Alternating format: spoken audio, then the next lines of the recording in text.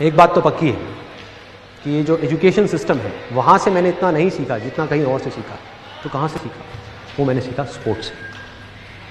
I strongly believe that sports is the best teacher in the whole world. उससे अच्छा कोई teacher नहीं।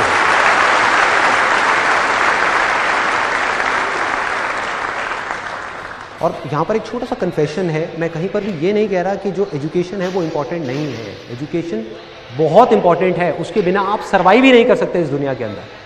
Survival के लिए एजुकेशन इंपॉर्टेंट है, मतलब कि जिंदगी काटने के लिए एजुकेशन बहुत इंपॉर्टेंट है, लेकिन जिंदगी जीने से इसका दूर दूर तक कोई कनेक्शन नहीं।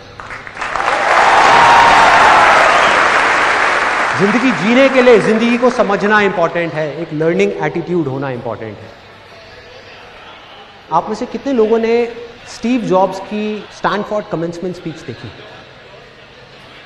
स्टीव जॉब्स जो एप्पल के फाउंडर थे, उनकी स्टैनफोर्ड वाली एक स्पीच है 20 मिनट की। अगर आप में से बाकी लोगों ने नहीं देखी है तो आई स्ट्रांगली रिकमेंड यू कि एक बार आप जा करके यूट्यूब पे वो ज़रूर देखें।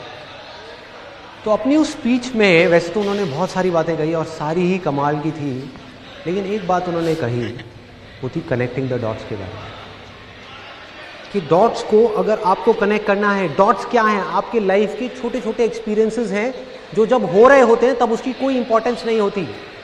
आज आपकी लाइफ में ऐसी बहुत सारी चीज़ें हो रही होंगी, आपको लग रहा होगा यार मेरे साथ ऐसा क्यों हो रहा है, चाहे कुछ अच्छा हो रहा है या बुरा हो रहा है, लेकिन आगे जा करके जब आप देखते हैं तो आपको समझ आ जाता है कि अच्छा हुआ वो मेरे साथ में, क्योंकि अगर वो नहीं हुआ होता तो आज मैं इस लेवल पे नहीं होता। होता है ऐसा कि एक जॉब से निकाल दिया, उस टाइम पे बड़ा अजीब लगा कि यार ये क्या हो गया, मेरी जॉब चली गई, जॉब चली गई, उसके बाद में उससे अच्छी जॉब मिल गई। होता है ऐसा? ऐसा कितने लोगों के साथ में हुआ है? बहुत लोगों के साथ में हुआ। तो ऐसे ही उन्होंने बात करी थी कनेक्टिंग द डॉट्स के बारे में, और कमाल की बात है, उन्होंने ये कहा कि आप कभी भी अपने इन एक्सपीरियंसेस को, इन डॉट्स को फ्यूचर में देख करके कनेक्ट नहीं कर सकते। मतलब आगे देख करके इन डॉट्स को कनेक्ट कर ही नहीं सकते, क्योंकि आपको पता ही नहीं कि ये जो हो रहा है इसकी वजह से फ्यूचर में क्या होने वाला है। लेकिन जब आप लाइफ में आगे बढ़ जाते हो और फिर आप पीछे पलट करके देखते हो तो एक एक करके सारे डॉट्स जुड़ जाते हैं। कोई भी चीज बेकार के लिए नहीं होती, हर चीज के पीछे कोई ना कोई वजह होती है।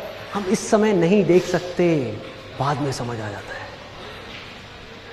तो इसी तरह से जैसे उन्होंने ये बात कही, मैं भी अगर आज पीछे मुड़ करके देखता हूँ और अपने उन डॉट्स को कनेक्ट करता हूँ तो मुझे बिल्कुल क्लियर नज़र आ रहा है कि आज मैं जो कुछ भी हूँ उसकी फाउंडेशन क्या है, उसकी नींव क्या है।